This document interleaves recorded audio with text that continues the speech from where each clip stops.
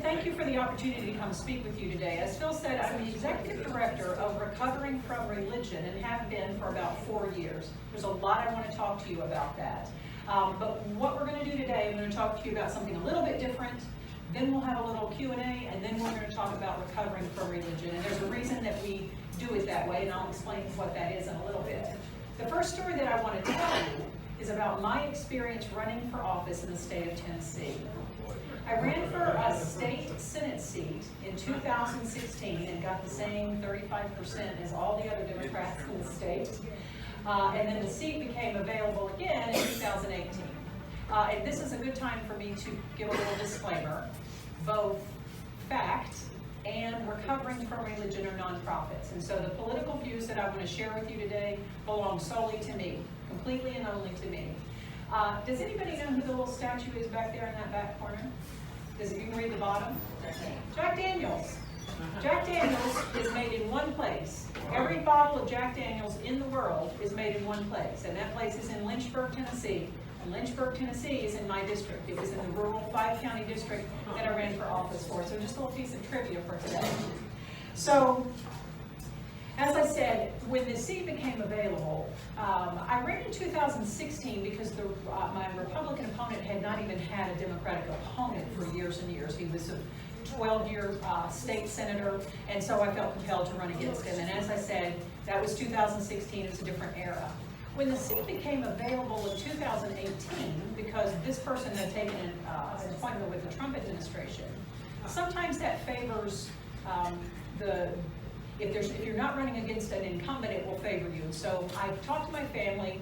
We decided that the time was the time going to be right for me to run for this seat again. So after talking about it, we said yes. We thought it would be a good time to run, but we had a promise to one another for the whole campaign team. We were going to run our campaign with dignity, integrity, respect for the process, respect for the voter, and respect for our opponent. We've had a Republican supermajority in Tennessee for about 10 years, and we were going to have our hands full just with the issues that affected us: healthcare, education, infrastructure, and our opioid crisis. So there was going to be no getting in the mud for any of us. Now, I'm going to really quickly, I'm going to read this. I'm going to rattle off some Tennessee statistics so that you can it'll tell you more about what we were facing than anything else. So real quickly, remember I told you that we have a Republican supermajority in Tennessee and have for about 10 years. Tennessee we have the 10th highest poverty in the country. We have the 8th shortest lifespan. We're number 42 on the comprehensive quality of life. 15th from the bottom in education, 9th lowest in per student spending. We're the 3rd highest prescriber of opioids in all of the 50 states, and there were more deaths in Tennessee due to the opioid crisis than there were by all automobile accidents in 2017 in Tennessee. Republican supermajority, 10 years. Now, I recognize what I'm going to ask you to do with this next slide. I know you've seen enough campaign videos to last you a lifetime. So I'm going to ask for your indulgence for one more minute, because this will tell you more about the kind of campaign we ran than anything I can show you. I've been a Rutherford County resident most of my adult life. I raised my 4 children on the hard work and fresh air of farm life, and they're all Tennessee public school graduates. I was a stay-at-home mom until my kids began to leave for college, when I returned to my long-held dream of attending law school, and I became a lawyer in 2015. When I'm asked how I would govern, I have a simple 3-question test. Is it rational? Does this legislation solve an identified problem in the state of Tennessee? Is it reasonable? Does this legislation make the very best use of your tax dollars in mind? And is it right? Does this legislation do the most good for the largest number of people with the least negative impact for the fewest number of people? My vision for District 14 provides health care for the working folks who need it while saving our rural hospitals, compensating our teachers with higher wages and tangible benefits while eliminating unnecessary student testing, and addressing our opioid addiction problem by destigmatizing treatment, holding the pharmaceutical industry accountable, and legalizing cannabis. My name is Gayle, and I'm asking for your vote on March 13th in the special election for District 14. Right?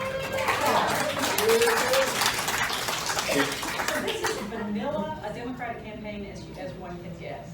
These issues, the health care, the opioid crisis, this is normal, this is plain. However, when we announced our candidacy and when this video came out, the Republican Party of the state of Tennessee lost their damn minds. There's one more piece of information that you need to know about me so that will all make sense to you. I've been an out, vocal, visible, verbal atheist in my community for about 10 years. The Republicans were not happy. So here's what happened. This fellow thinks in all of his 40 years of politics that I'm the most dangerous woman in all of Tennessee, which of course is the title of my talk. This guy is the lieutenant governor of the state of Tennessee. Now keep in mind, this is a little state Senate race. This is not a big deal. The chairman of the Republican Party issued a disclaimer to our U.S. Senate Democratic candidate and our Tennessee gubernatorial Democratic candidate, urging them to disclaim me from the party because of my, un-Tennessee values. All of this drama, however, didn't stop. The volunteers began to pour into our campaign. When I showed the video, even the pro-candidate's position that I took is no longer radical. So it wasn't the campaign that was the problem. So let's see if we can figure out what the problem was. So we started having, volunteers came in, donations began to pour in. People, remember this is 2018, this was after everything changed in 2016, so folks are aware, folks are awake, and they're paying attention. So this is Free Thinkers Association of Central Texas. What? It's a pretty, you all, show of hands, let me do it this way. Show of hands of anybody who's ever been attached to any kind of a political campaign. You've made phone calls, you've knocked doors, you've donated, right, because you're the Free Thinkers Association, you care, you understand how much it matters. You would think that this kind of advertising is a thing of the past, that in this day and era of technology that these paper things would go by the wayside, but that's not true. It's a big piece, it's called print media. These are crazy ass expensive to produce. You have to make it, you have to design it, you have to print it, you have to stamp it, you have to mail it. These things are about $1 a piece. And after our campaign video was released, these things started coming. These things cost about $1 a household. So every time you see one of these pop up on the screen, you can do the math in your head, it's $50,000 a pop. Our entire fundraising goal for our campaign was $50,000, and yet these came in one after another. And notice how my kooky liberal ideas there, education, infrastructure, broadband in the rural areas. And credit where credit is due. Kudos to the GOP bro who took the crazy tinfoil conspiracy hat and the pussy hat. Edgy move. You see it? So the flyer after flyer, they came. We had more volunteers. We continued to get donations. We began to grow in popularity, people making phone calls. Keep in mind that every time one of these pops up, it's 50,000. Now I want to say something about the next 2 slides. I'm not terribly proud of them, but I'm not embarrassed enough to take them out of my talk, so do with that as you will. I told you that these were about $50,000 every time they sent one out. So if you're going to spend $50,000 to send 50,000 paper flyers to 50,000 voting households, do you think you could proofread it? Just me? And if you're going to spend the $50,000 for the 50,000 pieces of paper, for the 50,000 stamps to go to the 50,000 household, and you misspell the state in which you're running to hold office, you should be disqualified. Can I get an amen? Seriously? And in spite of all of this, we continue to grow. We continue to bring in money, bring in donations. In spite of all this ugliness, this was a special election cycle. I mentioned that.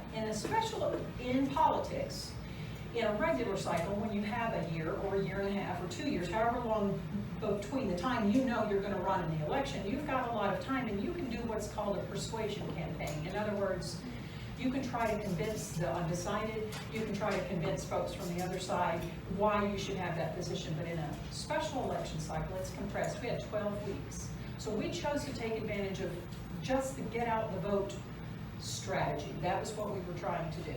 Now I showed you these postcards, 50,000 apiece. I want to tell you that we too sent postcards to all all of the voting in our district. We did that 3 times to all the voting households of our voters, and it cost us 0. Has anybody here heard of the grassroots campaign, Postcards to Voters? Sweet. Have you written postcards? Anybody written postcards for Postcards to Voters?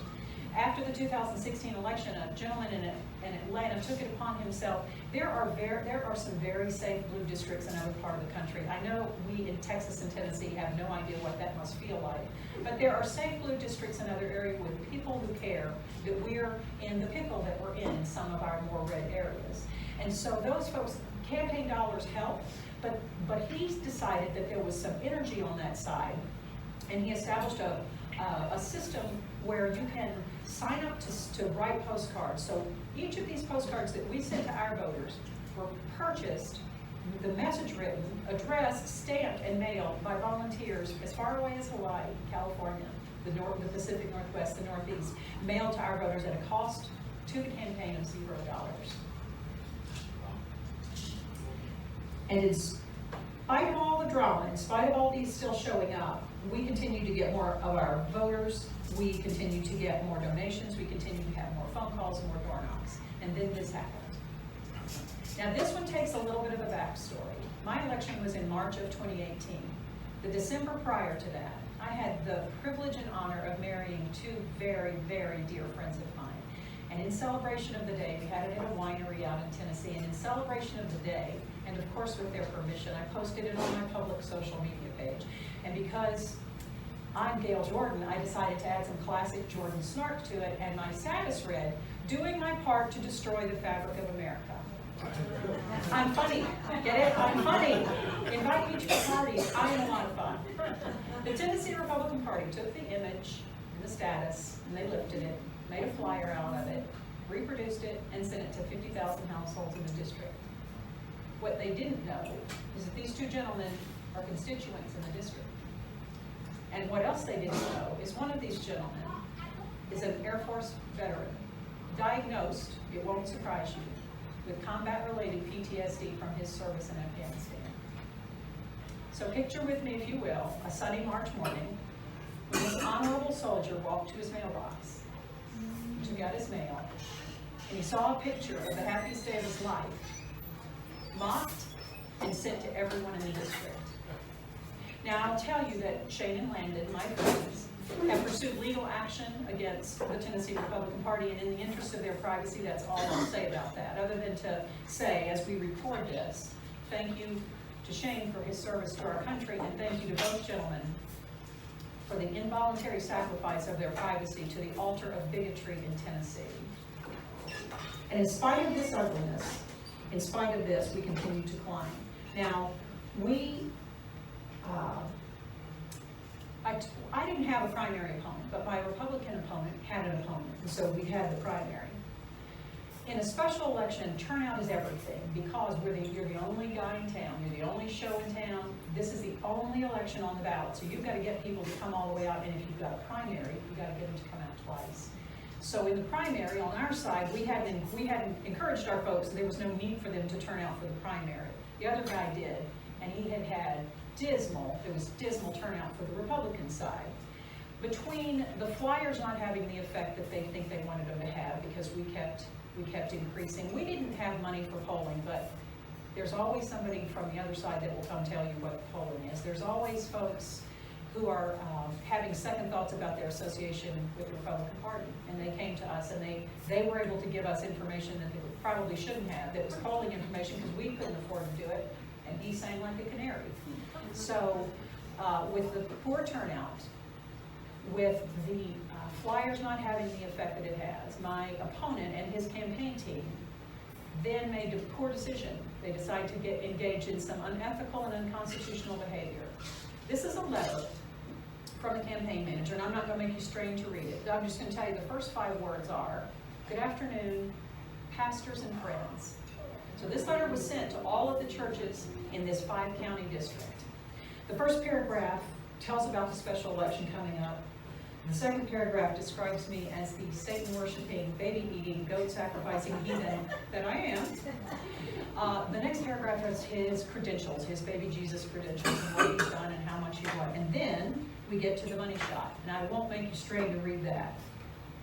Can you read that? First Amendment much?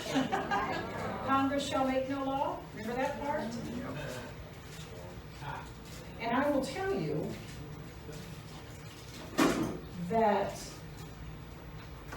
if you are new to what we'll call the secular universe, if you are relatively new to that, when you start knocking on the wall of the separation of church and state, you're going to hear from the secular universe. You're going to get feedback from both sides, but you're sure going to hear from the secular universe. So that blew up because they were pressing against that wall. And the day I got retweeted by this guy, I got retweeted by this, what shall we call it, a person, by this man, by this person. And it didn't end there.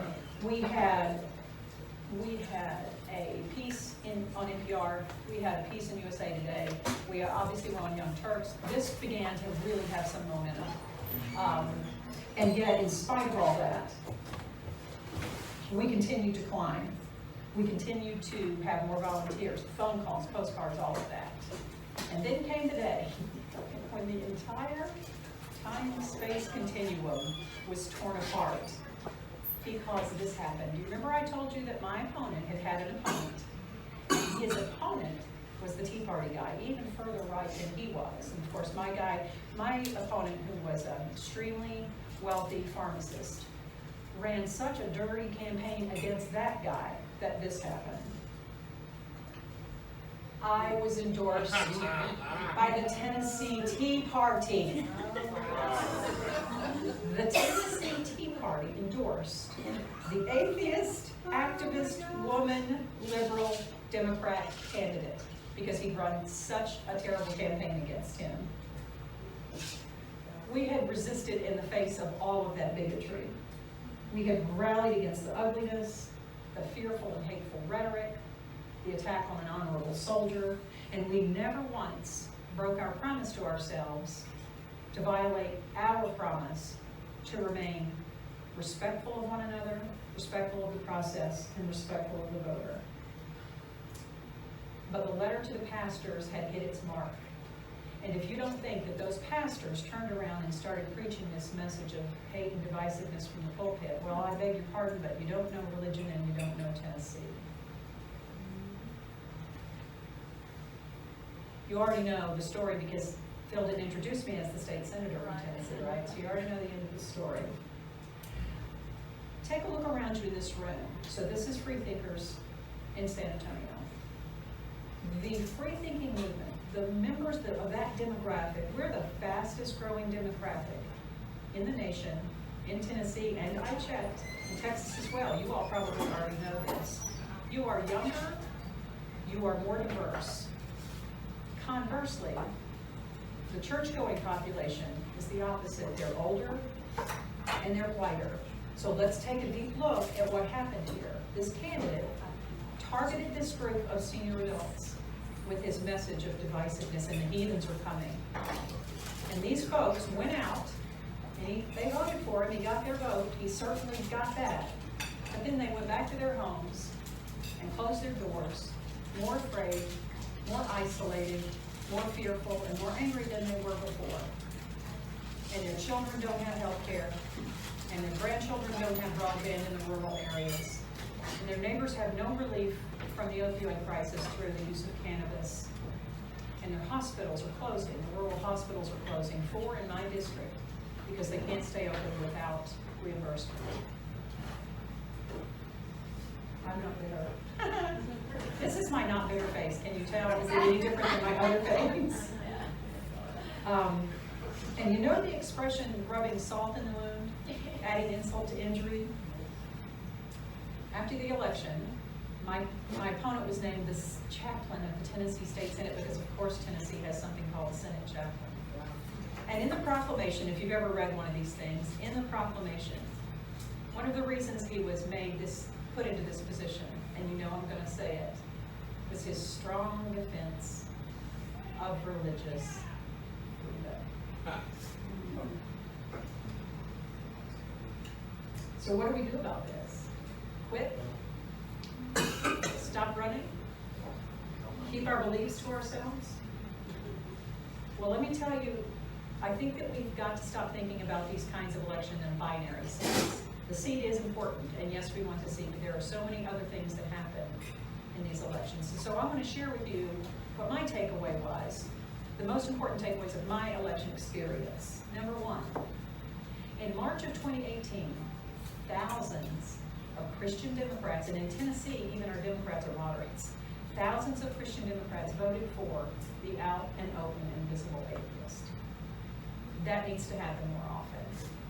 The second thing, we had the opportunity to contribute to the national conversation at the national level, state level, and the local level about non-believers running for office, about non-believers existing among us, about non-believers being leaders in our community. That was an honor and a privilege, and that needs to happen more often. Number three, how many times, and you all are in a conservative area in Texas in general, how many times do you get to say and explain why you believe what you believe? Because the Tennessee Republicans decided to make my lack of belief a campaign issue, thank you very much, gentlemen, I had the opportunity again and again to tell my story. I had the opportunity in every podcast, every newspaper interview, every magazine interview, every appearance came up, and I had the opportunity to say that both my life and my campaign are guided in equal parts by compassion and reason. I got to explain to them that the well-being of my neighbors moves me to act, that their genuine suffering and their genuine joy make me want to make my community a better place. And I got to say it over and over and over again. Number four, and this was probably my personal favorite, as I would make appearances out in the county, and I'm telling you, this was a rural district. It was from Middle Tennessee all the way down to the Alabama state line, so enough said. Very, very rural, but in every place, every time we made an appearance, after you're finished speaking and you've made your presentation, people come up and shake your hands. There'll be someone that's kind of holding to the back. They're not in the crowd that comes and talks to you right away. They wait until it kind of dies down, and you can see it happening, and they come up and they shake your hand and they lean in and they say, I'm not a believer, but I can't be out because of my job. Or I'm not a believer either, but my parents don't know, or my children don't know, or my spouse doesn't know. And so for me, that was one of the highlights. There was one event where I had a young mother come. She had two little school-age girls, first and third grade, something like that, one in each hand. And she had come to the event because she's raising these children to be free thinkers, and she wanted those kids to have their picture made with someone that exemplifies and shows what it's like to be a free thinker and a leader in a community. And my last point, we were able to break the seal, let's call it. I have cattle. You saw that in the video. And when cattle go from one place to another, they make a trail. And so we called it, we've laid down grass for the people who come behind us. And while they may never be able to say it again, this is the first time we've ever had an atheist run for state office in Tennessee, they might be able to say for the first time, this is the first time we've ever had an atheist run for office in the state of Tennessee and win. And I am looking for that day to happen. So, we come full cycle. We come all the way around again. Am I the most dangerous woman in Tennessee? Well, the answer, I'm going to give you a very lawyerly answer and say it depends. It depends on what you're afraid of.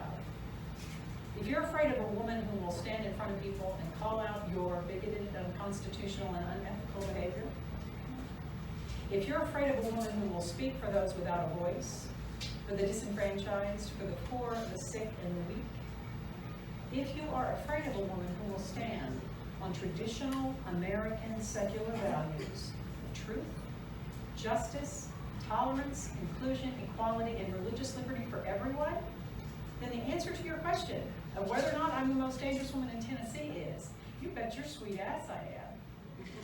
Thank you all so much for listening.